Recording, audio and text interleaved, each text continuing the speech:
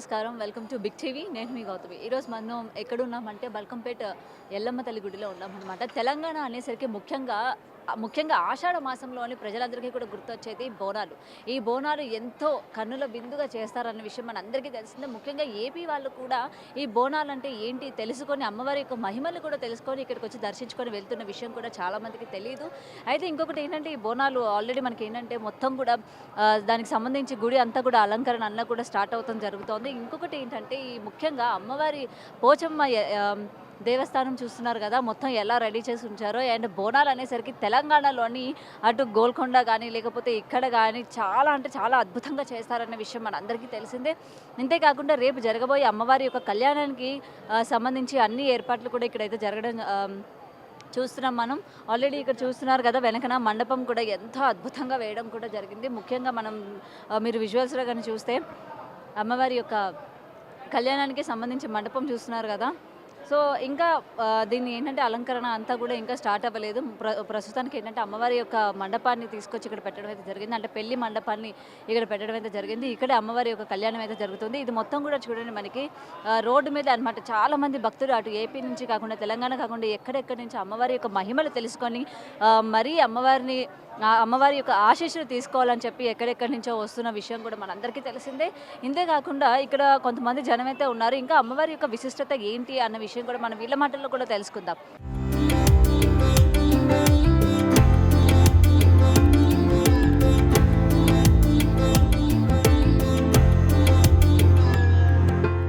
So, అమ్మవారి గురించి చెప్పండి. ఎల్లమ్మ తల్లి మా ఇంటి దేవత. తెలంగాణ ప్రజలు, రైతులు, మన బార్డర్ల సైనికులు చల్లగుండాలని ప్రతి సంవత్సరం బల్కంపేట ఎల్లమ్మ కళ్యాణం నా శక్తి కొంతం నేను చేస్తుంటా. అలాగే బార్డర్ల సైనికులు, రైతులు చల్లగుండాలని ఎల్లమ్మ తల్లిని ఎప్పుడు కోరుకుంటా. అందులోటి ఎల్లమ్మ తల్లి దీవెనలు చల్లగా ఉంటాయి. ప్రతి సంవత్సరం ఇక్కడ కళ్యాణానికి నా వంతు సాయంగా భక్తులకు అన్నదానం చేపిస్తా. మా కులదేవత నా ఇంట్లో ఎల్లమ్మ తల్లి ఉన్నది. ఆ ఎల్లమ్మ తల్లి తెలంగాణ రాష్ట్ర ప్రజల్ని, భారతదేశ ప్రజల్ని అందరినీ చల్లగా చూడాలని ఆ తల్లిని ఎప్పుడు కోరుకుంటా నేను. మా ఇంటి దేవత ఎల్లమ్మ తల్లి. ఎల్లమ్మ తల్లి ఎంత ఖర్చు పెడితే ఆ ఎల్లమ్మ తల్లి ప్రజలను చల్లగా చూస్తుంది. ఎల్లమ్మ తల్లి, బల్కంపేట ఎల్లమ్మ తల్లి శక్తిపీఠం. ఇదొక కాంగ్రెస్ ప్రభుత్వం వచ్చింది కాబట్టి మన రేవంత్ అన్న, మన గౌరవనీయులు బట్టి విక్రమార్క అన్న ఈసారి కొంచెం భక్తులకు ఇబ్బంది కలగకుండా, అందరినీ భక్తులకు ఇబ్బంది కలగకుండా నీళ్లు, వాటర్ ప్యాకెట్లు, అలాగే పులిహోర అందరిని భక్తులని చల్లగా ఎప్పుడు క్యూ పద్ధతుల దర్శనంకి, సామాన్యునికి భక్తునికి దర్శనం కలిగేటట్టు ఈ ప్రభుత్వం చూసుకోవాలని మన రేవంత్ అన్నని కోరుకుంటున్నా. అలాగే మన ఎల్లమ్మ తల్లి మన దేశ ప్రజలని, మన రైతులని, మన సైనికులని, మన తెలంగాణ ప్రజలని చల్లగా చూడాలని కోరుకుంటున్నా. ఇంకొకటి అమ్మవారి శిరస్సు మీద నుంచి వచ్చే నీరు కానీ తాగిన అంటే మన ఒంటికి సంబంధించి ఎటువంటి డిసీజెస్ అంటే ఉంటాయి కదా, ఇట్లాంటి చర్మ వ్యాధులు ఏమున్నా సరే నయం అయిపోతాయని చెప్తా ఉంటారు. నిజమేనా అది? అంటే ఎల్లమ్మ తల్లి 700 సంవత్సరాల క్రితము ఎల్లమ్మ తల్లి బాయిల ఒక రైతు దున్నుతుంటే ఆ నాగలికి తట్టింది. నాగలి తడితే ఆ రైతు పోయి ఒక శివశక్తి సిగమూగుతుంది. ఆ అమ్మవారి కాడికి వచ్చి ఇట్లా నాకు నాగలికి తట్టింది ఏంటిదని చూస్తే అక్కడ అమ్మవారి విగ్రహం ఉంది. అప్పుడు శివశక్తులు వచ్చి సిగమూగి ఇక్కడ నేను ఎల్లమ్మ తల్లిగా నేను నిలుస్తున్నాను, ప్రతి సంవత్సరం నాకు కళ్యాణం చేయాలి. ఇక్కడ హైదరాబాద్లో బల్కంపేట నడి ఒడ్డున శక్తిపీఠంగా బల్కంపేట ఎల్లమ్మ నిలిచింది. అలాగే ఆ నీళ్లు తీసుకొని ఇంటికి పోయి అందరూ ఒక వాటర్ తీసుకొని అందరూ స్నానం చేసిన పుణ్యం మంచిగా ఉంటుంది, ఎలర్జీ కూడా తగ్గిపోతుంది. ఆ అమ్మవారు నీళ్ళు తీసుకున్న పోయేటప్పుడు బాటలైనా, ఇంట్లోనైనా, ఎక్కడైనా ఆరోగ్య ఆశయాల భాగ్యంతో, సుఖ సంతోషాలతో వాళ్ళు బంగారు వజ్రాలు, డైమండ్లతో భక్తులు వర్ధిల్లుతారు. ఎల్లమ్మ తల్లిని నమ్ముకున్న వాళ్ళు వాళ్ళకి ఎప్పుడు వాళ్ళ ఇంట్లో ఇంత బండారా తీసుకుపోయినా వాళ్ళ ఇంట్లో ఎప్పుడు బంగారం ఉంటుంది, వాళ్ళ ఇంట్లో సుఖ సంతోషాలతో ఉంటారు. వాళ్ళకి ఏ కష్టం రాకుండా ఆ ఎల్లమ్మ తల్లి కాపాడుతుంది.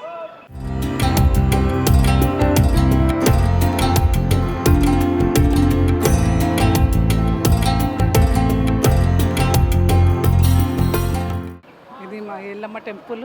ఇది ఎక్కడ ఏం కోరినా మంచిగా ఉంటుంది, నెరవేరుస్తుంది. మీరు ఎప్పటి నుంచి వస్తున్నారు ఇక్కడికి? ఇది మేము 15 సంవత్సరాల నుంచి వస్తున్నాం. 15 సంవత్సరాలు. మ్యారేజ్ అయ్యి 15 సంవత్సరాల నుంచి వస్తున్నాం.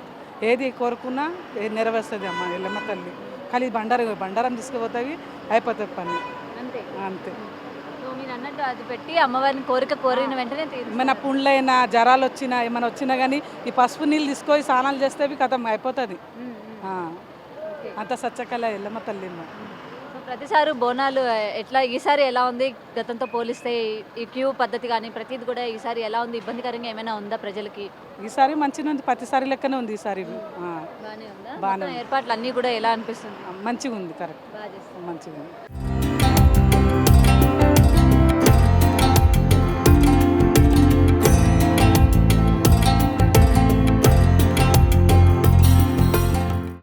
అమ్మవారు భక్తులకు కొంగు బంగారమై కోరుకున్న వారందరికీ కోరికలు తీర్చే ఎల్లమ్మ తల్లిగా ఇక్కడ వెలిసింది.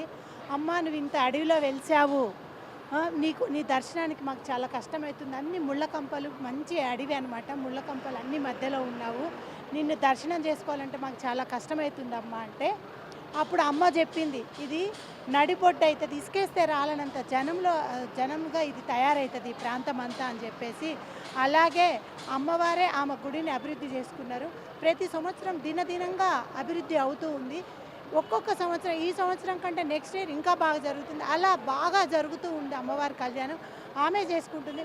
ఎంత వర్షాకాలమైనా చూడండి, ఈ రోజు వరకు రాత్రి వర్షం పడ్డా కూడా మరుసటి రోజు రేపు మార్నింగ్ వర్షమే ఉండదు. అమ్మవారి కళ్యాణం ఎప్పుడూ అలాగే జరుగుతుంది. ఆమె అందరికి కోరుకున్న వారికి కొంగు బంగారమే, అందరి కోరికలు తీరుస్తూ ఎల్లమ్మగా ఆమె నిలిచింది. మేము ప్రతి సంవత్సరం కళ్యాణానికి తప్పకుండా వస్తాము. మేము ఇక్కడ ఈ ప్రాంతంలోనే ఉంటాము. చాలా అమ్మవారు చాలా ప్రసిద్ధిగాంచింది. ఏది కోరుకున్నా తప్పకుండా నెరవేరుతుంది.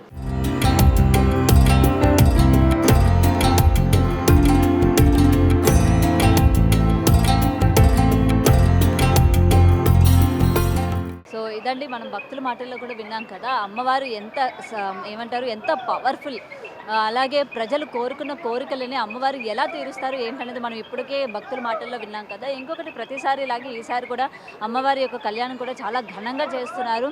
అండ్ ఎటువంటి ఏర్పాట్లు చేస్తున్నారు అనేది ఆల్రెడీ మనం వీడియోలో చూస్తున్నాం కదా. ఇంకొకటి ఏంటంటే ఈసారి భక్తులకి ఎటువంటి ఇబ్బంది కలగకూడదు, వచ్చిన భక్తులు ఎటువంటి ఇబ్బందికి కలగకూడదు అని చెప్పి క్యూ లైన్ పాటించే దగ్గర నుంచి కూడా ప్రతిదీ కూడా ఏంటంటే చాలా సిస్టమేటిక్గా ఏర్పాటు చేస్తున్న సిచ్యువేషన్స్ మనకి కనిపిస్తున్నాయి. ప్రతిదీ కూడా ఏంటంటే అటు క్యూ దగ్గర నుంచి అటు ప్రసాదాలు కానీ లేకపోతే అమ్మవారి యొక్క దర్శనం కానీ, సో ఇలా ప్రతిదీ కూడా ఏంటంటే దేనికి అది సిస్టమేటిక్గా ఏర్పాటు చేయడం అయితే మనకు జరిగింది. అండ్ చూస్తున్నారు కదా గర్భగుడి, అమ్మవారి గురించి ఎంత చెప్పినా తక్కువేనండి. నిజంగా ఇవాళ మనం ఏంటంటే భక్తుల మాటల్లో విన్నాం కదా, అమ్మవారి యొక్క చరిత్ర కూడా ఏంటంటే చాలా అంటే చాలా అద్భుతంగా ఉంటుంది. మనకి అందరికీ తెలుసు అమ్మవారు ఏమంటారు నూతిలోనే ఆమె వెలియడం అయితే ఆమె స్వయంభూగా ఇక్కడ వెలిశారు. ఇంకొకటి ఏంటంటే అష్టాదశ శక్తి పీఠాలను దర్శించుకుంటే ఎంత పుణ్యం అయితే వస్తుందో, ఇక్కడ బల్కంపేట అమ్మవారిని దర్శించుకుంటే అంత పుణ్యం వస్తుందని అయితే చెప్తున్నారు. అంటే ఇక్కడ అమ్మవారిని దర్శించుకున్న వెంటనే మనం అష్టాదశ శక్తి పీఠాలను దర్శించుకున్నంత పుణ్యం వస్తుందని అయితే ఇక్కడ భక్తుల యొక్క నమ్మకం అన్నమాట. సో ఇదే కాకుండా అమ్మవారికి సంబంధించి ఇంకా చాలా చాలా అద్భుతాలు జరిగాయని అయితే ఇక్కడ మన భక్తులు అయితే మనం వింటున్నాము. ఇంకొకటి ఆల్రెడీ మనకి ఏంటంటే అమ్మవారి శిరస్సు నుంచి కూడా నీరు వస్తుంది అని అయితే చెప్తూ ఉంటారు. ఈ యొక్క నీరు ఏదైతే ఉందో దాన్ని మనం తీర్థంలాగా ఇక్కడ ప్రజలందరికీ కూడా అంటే భక్తులందరికీ కూడా ఇవ్వడం జరుగుతుంది. సో ఆ యొక్క తీర్థాన్ని మనం ఇంటికి తీసుకెళ్ళినా లేకపోతే ఆ తీర్థాన్ని మనం స్నానం చేసే నీళ్ళల్లో వేసుకొని స్నానం చేసినప్పటికీ మన శరీరానికి సంబంధించి ఎటువంటి చర్మ వ్యాధులు ఉన్నా అంటే గజ్జి తామర ఎటువంటి వ్యాధులు ఉన్నా సరే ఇట్టే నయమైపోతాయి అని అయితే ఇక్కడ భక్తి యొక్క ప్రగాఢ నమ్మకం అని అయితే గట్టిగా చెప్పుకోవచ్చు అనమాట. సో ఈ యొక్క నీరుని కూడా వాళ్ళు ఏంటంటే బాటిల్స్లో తీసుకెళ్తూ ఉంటారు. ఇది మనకి స్నానం చేసేటప్పుడు వాళ్ళు నీరులోనే కాకుండా ఇంట్లోని ఎటువంటి దుష్టశక్తులు ఉన్నా లేకపోతే చికాగ్గా ఉన్నప్పటికీ లేకపోతే సంతోషం లేనప్పటికీ కూడా ఈ నీరుని ఇంట్లోనే చల్లుకుంటే ఎటువంటి చికాకులు ఉన్నా కూడా పోయి ఎప్పుడూ కూడా సుఖ సంతోషాలతో ఉంటారని కూడా ఇక్కడ భక్తుల యొక్క నమ్మకం అని అయితే చెప్పుకోవచ్చు.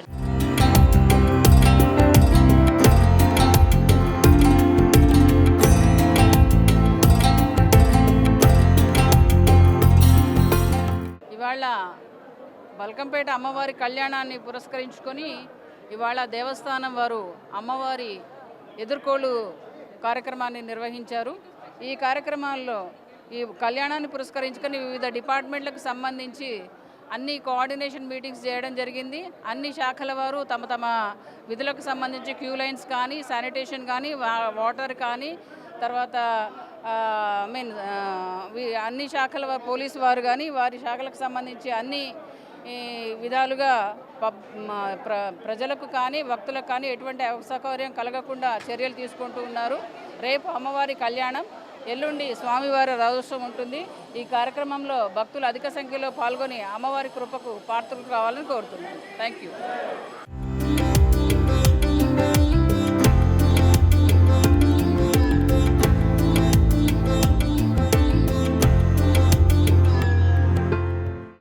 ఈ బల్కంపేట ఎల్లమ్మ కళ్యాణం అంగరంగ వైభవంగా ఈ 3 రోజుల పండుగని ఘనంగా మనం అందరం తెలంగాణ ప్రజలు కాదు ఎక్కడెక్కడ తెలుగువారు ఉన్నారో అందరం కూడా బ్రహ్మాండంగా ఈ కళ్యాణాన్ని ఏర్పాట్లు ఉన్నాయి. అందరూ కూడా భక్తులు మీ బిగ్ టీవీ ద్వారా మీ అందరికీ ఒకటే మేము కోరుతున్నాం, ఈ అమ్మవారి కళ్యాణానికి రండి. మంచి ఏర్పాట్లు, చక్కని ఏర్పాట్లు మా దేవాలయ అధికారులు కానీ ఎన్విరాన్మెంట్ డిపార్ట్మెంట్ అంతా కూడా ఇక్కడే ఉండి రాత్రి పగలు మరి ఈ 3 రోజుల కళ్యాణాన్ని అంగరంగ వైభవంగా జరిపించడానికి వివిధ విభాగాల అధికారులు అందరూ కూడా ఎంతో కష్టపడుతున్నారు. మున్సిపల్ కానీ, ఆర్ఎండి కానీ, పోలీస్ కానీ, ఎన్విరాన్మెంట్ కానీ. అలాగే ఈ బల్కంపేట ప్రాంతం విశిష్టత ఏంటంటే బల్కంపేట అమ్మవారి గ్రామ దేవత. ఈ బల్కంపేటలో ఉన్నటువంటి అందరూ కూడా ఈ కళ్యాణాన్ని ఒక వైభవంగా చేయాలనే అందరికి ప్రతి ఒక్క యువకులకి ఇంటిల్లిపాదికి ఉంది. ఈరోజు అమ్మవారిని ఇప్పుడే మీరు చూశారు, గమనించారు.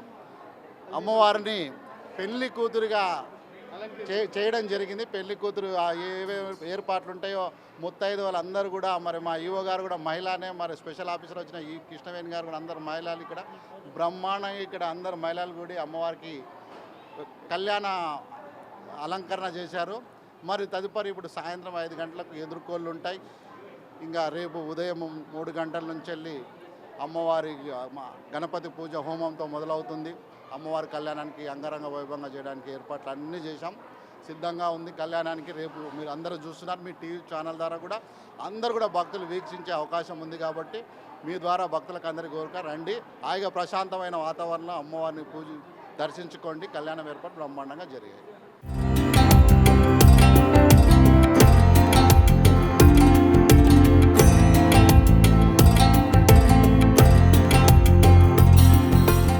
బల్కంపేట శ్రీ ఎల్లమ్మ పోచమ్మ దేవస్థానంలో ఆనవాయితీగా వస్తున్నటువంటి అమ్మవారి కళ్యాణ వార్షికం అనేది ఈ టెంపుల్ గతంలో గ్రామదేవతకు ఉన్నటువంటి దేవాలయం దినాభివృద్ధి 1983వ సంవత్సరంలో మాజీ ముఖ్య ఎన్టీ రామారావు గారు ఉన్నటువంటి టైంలో ఇక్కడ అమ్మవారిని దేవాదాయ శాఖ ఆధీనంలోకి తీసుకోవడం జరిగింది. ఆ తర్వాత విరూపాక్ష శంకరాచార్యుల వాళ్ళ తర్వాత ఇక్కడ అమ్మవారికి ముఖ్యంగా మేకపోతులు, కోడిపుంజులు బలి ఇచ్చేవారు ఇక్కడే మేమున్న గర్భగుడి దగ్గరే జరుగుతుండే పూర్వకాలంలో. అవన్నీ కూడా నిషేధించి ఆలయ ప్రాంగణంలో చేయకూడదన్న ఉద్దేశంతో విరూపాక్ష శంకరాచార్యులు చెప్పిన విధంగా అమ్మవారి ఆలయంలో జరుగుతున్నట్టు బయట చేయడం జరుగుతుంది. ఈ విధంగా ఇదే వేదికపై అమ్మవారి కళ్యాణం ఒక 50 మంది 100 మంది కూర్చొని కళ్యాణం జరుగుతున్న రోజులు.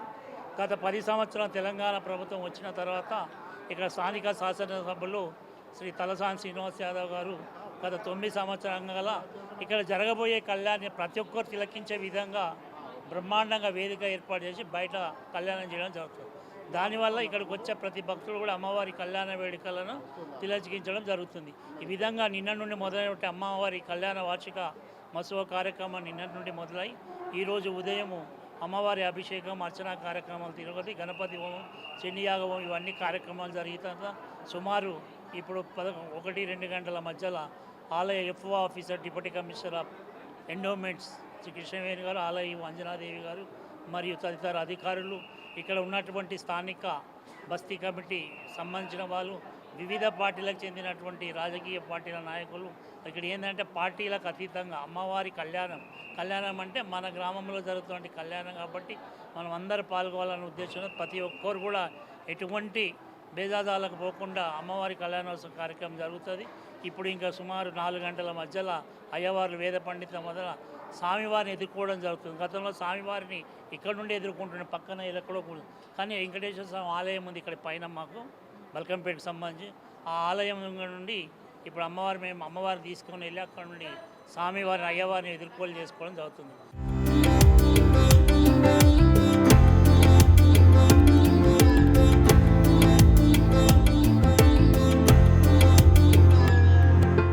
ప్రతిది కూడా ఏంటంటే అన్ని సిస్టమేటిక్గా ఉండాలని ఈసారి ప్రభుత్వం కూడా తగిన చర్యలు తీసుకుంటున్నట్టు మనం ఇక్కడ భక్తుల మాటల్లో అయితే వింటున్నాము.